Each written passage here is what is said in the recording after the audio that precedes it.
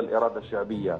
المخزن يوما لم يكن يوما بنية متجانسة أو متماسكة كما يوهم، بل منذ نشأته الأولى مشروع متناقض مع ذاته، قلقا على مصيره، محاطا بجدران من الشك. هذه حقيقة، وجذوره مغروسة ليست في التراب صحيح، بل هي في رمال متحركة، فلا شرعية روحية يملك ولا إجماع شعبي، بل أتى في لحظة، في غلطة تاريخية رسمتها حدود الاغتيالات، ووضعت أسسه الدماء واجتناز خيرات الشعب المغربي وتوظيفها ضده. لقد كتب تاريخ الدولة المخزنية من الداخل بلغة الغدر أكثر منه بلغة الوفاء وبالمؤامرات، وأكثر منه من مشاعر الانتماء الحقيقي للشعب المغربي.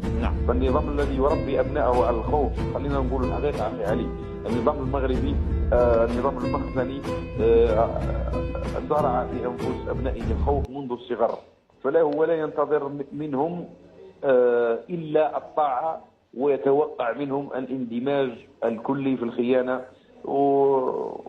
وهذه حقيقة مأساة كبرى يعني يعاني منها الشعب المغربي، وأتمنى أن تزول هذه الغمة عنهم يعني في القريب العاجل إن شاء الله.